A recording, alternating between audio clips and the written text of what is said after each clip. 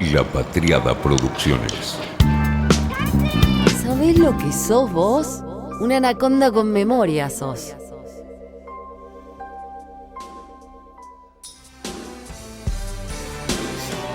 Yo creo y con eso basta.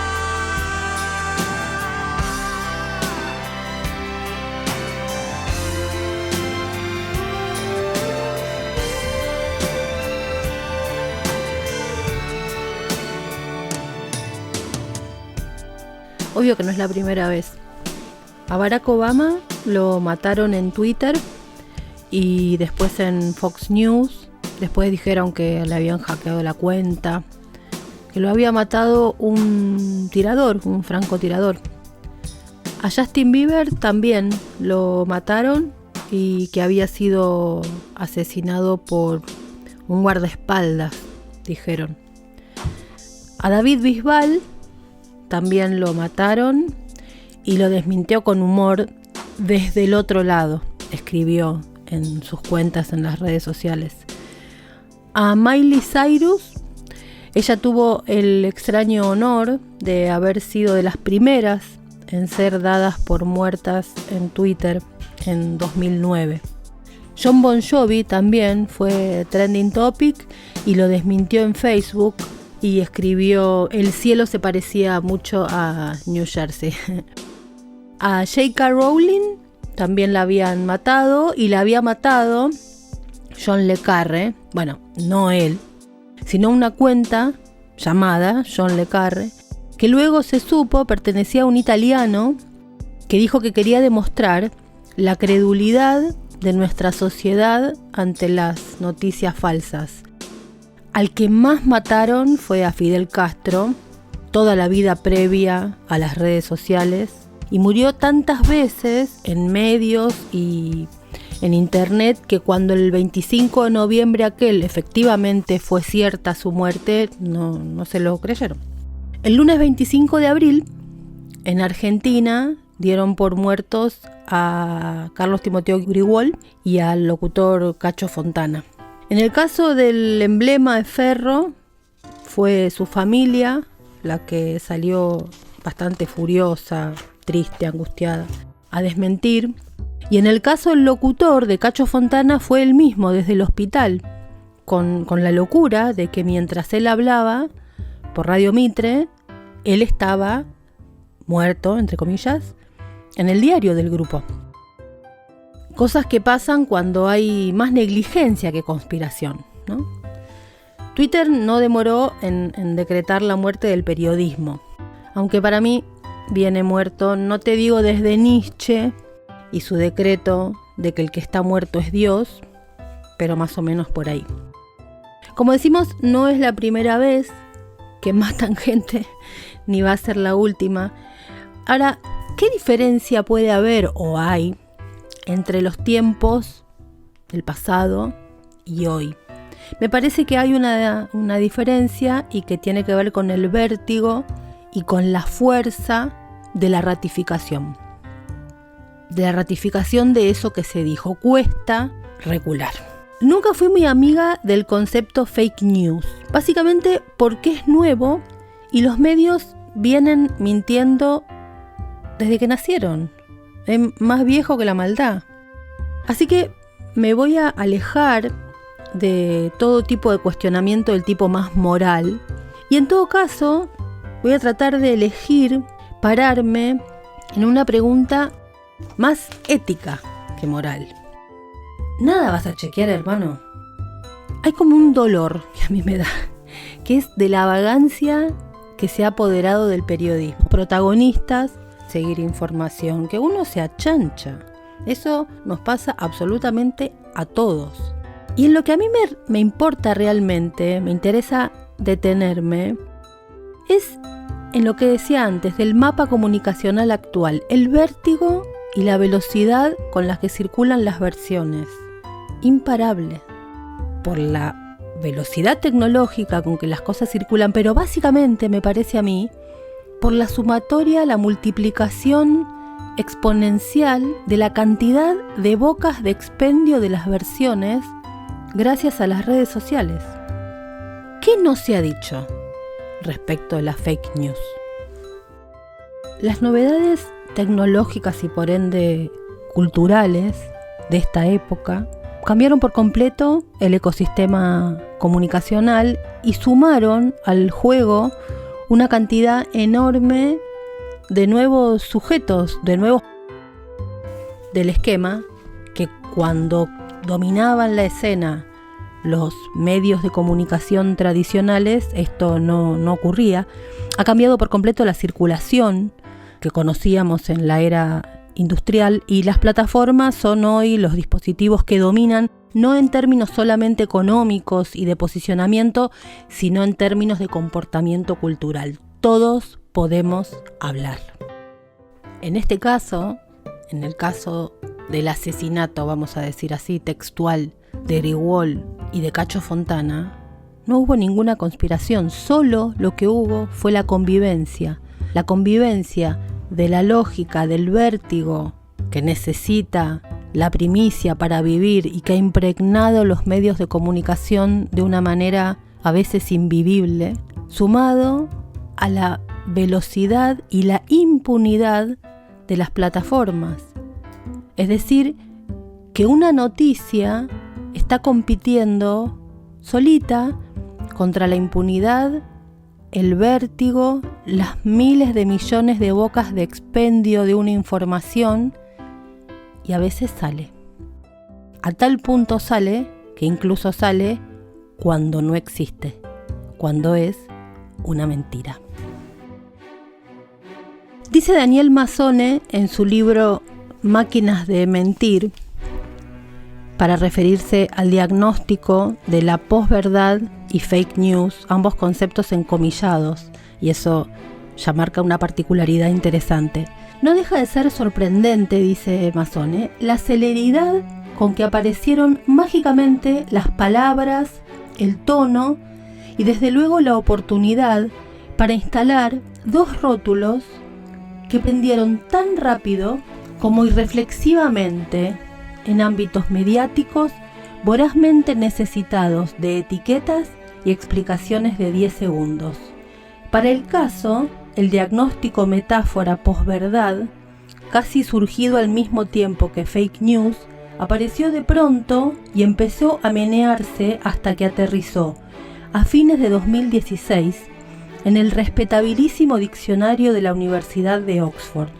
Cuando quisimos acordar, acá, en el sur nos ocurre a menudo, el tema estaba discutido, aprobado y ya listo para salir a multiplicarse en centenares de miles y millones de copias online. Lo que es interesante de esto es que la reflexión no reflexiva y masticada de las cosas termina siendo la lavada de cara perfecta para que el tema no se discuta nunca. No es el objetivo de este podcast, o al menos no hoy, reflexionar sobre puntualmente la cuestión teórica de las fake news y todo eso.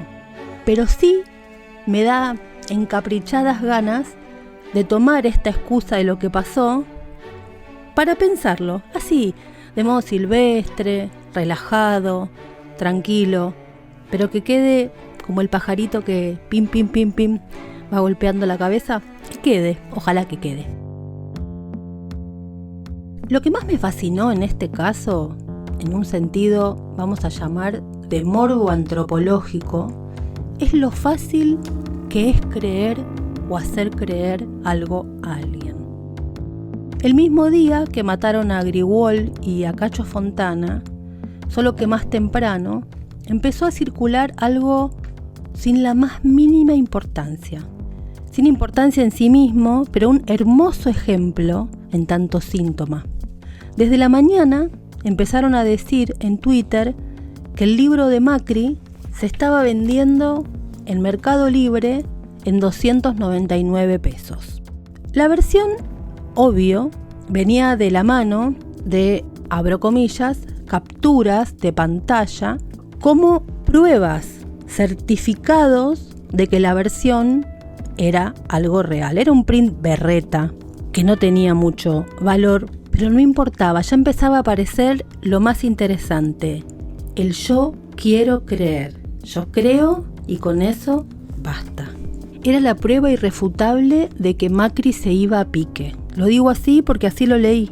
Macri era un político acabado por la razón del valor de un libro. Porque a nada de salir ese libro ya estaba en la mesa de saldos. Me costaba creerlo, entonces antes de creer me fui a Mercado Libre y busqué.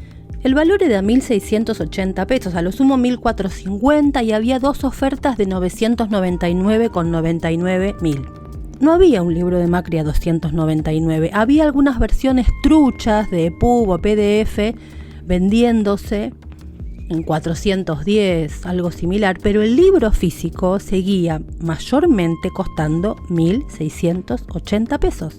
Grabé el escroleo de mi búsqueda, pero ahora la obligación es tener la prueba para poder desmentir, no para decir algo. Yo estaba scrolleando para tener mi prueba para poder desmentir la falsa captura que estaba dando vueltas. Ya ahí aparece otro mecanismo raro. ¿Cómo voy a tener que buscar yo la prueba para desmentir una mentira? Si lo que hay que hacer es probar la mentira para que sea verdad. Mariana, joróbate. Las cosas ahora vienen así. Grigol y Cacho Fontana, en el medio, murieron y resucitaron, y la vida siguió, como siguen las cosas que no tienen mucho sentido.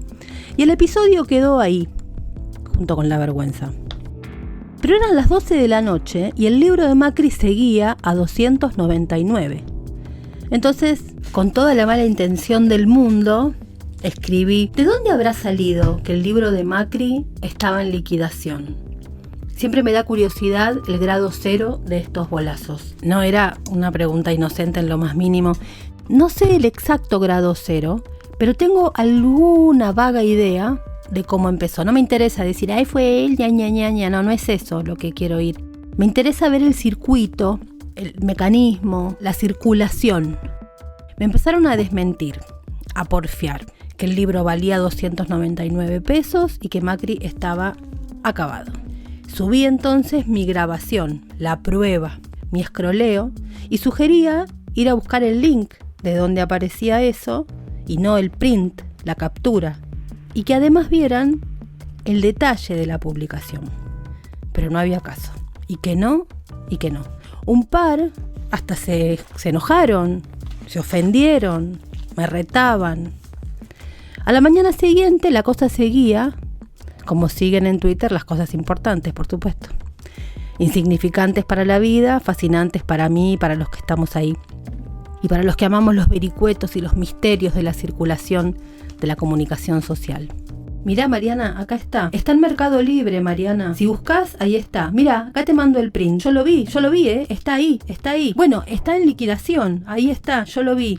Y yo trataba de invitar a que fueran a buscar el link. Te subía mi grabación, insistía. Era un PDF, un trucho. No importa quién tenía razón. Pero me preocupó el mecanismo. ¿Por qué es tan fácil? ¿Por qué es tan fácil que elijamos creer? De hecho, recibí una respuesta. Yo te creo, Mariana. Yo te creo lo que vos me decís. Y es halagador, pero me preocupó. No quiero que me crean a mí. Quiero que no nos creamos, incluso lo que nos queremos creer. No es que yo quiero creer. No se trata de eso. Estamos viviendo un momento en el que la fe parece que mueve no solamente montañas, sino la ideología entera planetaria de lo que estamos viviendo hoy. No importa que creamos o no. No se trata de una cuestión de fe. Tenía ganas de gritar, tenía ganas de decir, no me creas a mí, miremos lo fácil que es armarnos esto. Qué fácil que somos de engañar, qué fáciles somos. ¿Por qué? ¿Porque somos tontos, bobos, sonsos, inútiles? No, porque vivimos un momento donde la ratificación en lo propio que queremos creer es más importante que cualquier otra cosa. Me pasa a mí, te pasa a vos, le pasa a él, nos pasa absolutamente a todos. Me parece que lo importante es que lo asumamos como problema, que lo podamos ver. Y ante cada cuestión, y sí, hay que vivir en el mundo de la sospecha, y sí, pero más vale eso que vivir solamente creyendo lo que queremos creer. En este juego de jugar con la pavada de un libro así, recibo una respuesta que dice: hay cosas que valen la pena ser desmentidas, otras que son para hacer nacer una sonrisa al menos. Esto es una guerra, me contestan. A veces para alentar a tu tropa inventas algo. Esto es como un partido de truco. Para ganar sin ligar tenés que mentir. Puede ser que sea así. A mí no me preocupa tanto mentir. Como decía al principio, no se trata de una cuestión moral. Me preocupa cuando uno se cree la mentira. ¿Quién está engañando a quién ahí? Hay una película que se llama Posverdad, que tiene algunas cosas medio básicas. Habla sobre desinformación y el costo de la fake news. Tiene algunas cosas muy interesantes, como por ejemplo la enorme contradicción que termina generándose de que los creadores de las mayores mentiras que hacen lanzar a los océanos de Internet sean los que acusen de mentirosos a los medios de comunicación dominantes de Estados Unidos. Bueno, ¿quién tiene razón? Jack Burkman es un operador político, un asesor que es entrevistado en esta película, y él dice: las fake news están ahí, son armas, no quiere decir que te gusten, están ahí. Y dice después: tengo la obligación moral de usar estas técnicas, porque si no, mi visión política será anulada. Está visto como que un sector usaría estas técnicas y el otro nunca, pero las reglas no cambiarán hasta que las reglas les estallen en la cara a quienes las inventaron. Suena tentador, pero qué peligroso que es tomar la matriz del otro. ¿Cuándo dejo de ser yo para convertirme en el otro usando su propia matriz? ¿Quién no quiere creer? ¿Y qué otra cosa es acaso un grupo de WhatsApp que repite permanentemente lo mismo, aunque sea una cosa que uno sabe que es falsa, que un acto de fe? ¿No les pasa que están en esos grupos hipermultitudinarios donde se viralizan de todo hasta que llega un límite en que todo lo que circula es pura ratificación, y que siempre uno u otro aparece como el malo de la película que dice: che, shh, ojo, esto es fake, ojo, esto es viejo? Pasa a ser el malo, pasa a ser el que desarma el truco. ¿Para qué queremos esos grupos? ¿Para un acto de fe? Aquí quiero pedir al lector que descrea de lo que yo he narrado, que desconfíe del sonido de las palabras, de los posibles trucos verbales a que acude cualquier periodista cuando quiere probar algo, y que crea solamente en aquello que, coincidiendo conmigo, dijo Fernández Suárez. Empiece por dudar de la existencia misma de esos hombres a los que, según mi versión, detuvo el jefe de policía en Florida la noche del 9 de junio de 1956. Y escucha a Fernández Suárez ante la Junta Consultiva el 18 de diciembre de 1956, según la versión taquigráfica. Aquí quiero pedir al lector que descrea de lo que yo he narrado, que desconfíe del sonido de las palabras, de los posibles trucos verbales, todo eso, dice Rodolfo Walsh en Operación Masacre. Aquí quiero pedir al lector que descrea de todo lo que yo he narrado. No creamos ni siquiera lo que queremos creer. Que nos mientan es un problema. Que yo me mienta es un problema mayor. Creer por el solo hecho de hacerlo, casi en una cuestión de fe, tiene un problema mucho más grave que el darme cuenta que alguien me quiere mentir. El que yo me esté mintiendo me va a llevar a hacer un diagnóstico equivocado de lo que en realidad pasa. Y el problema de los diagnósticos equivocados de lo que en realidad pasa es que luego la realidad me sorprende. Y en política, uno de los elementos más importantes para poder avanzar es no darle al azar la más mínima posibilidad de sorprenderme. La realidad me va a sorprender, porque para algo es lo que es. Pero mi deber es lograr, con todos los elementos posibles de diagnóstico, que me sorprenda lo menos posible, para poder adelantar jugadas. Si yo no sé cómo juega el contrario, ¿cómo preparo mis propias jugadas? Entonces, esto de ratificarse y autoconvencerse en algo, por más tonto que sea, me lleva a hacer un mal diagnóstico.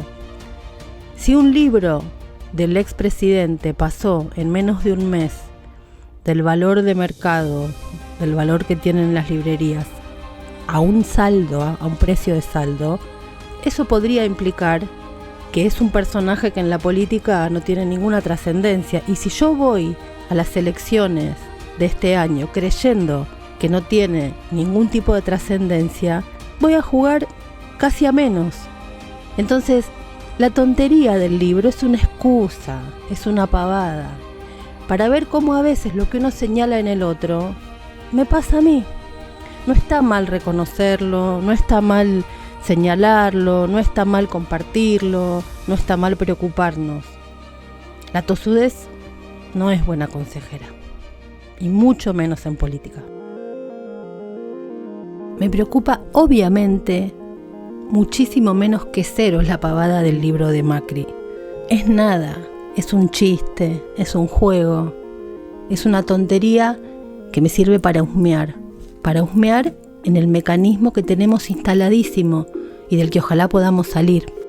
Estamos en un problema y acá no está la solución. No hay ningún decálogo de qué hacer, no hay ninguna receta que nos salve de todo esto. Yo al menos no la tengo. Pero sí me parece que hay un momento para pensar, para pensarnos. Si pensás, salís.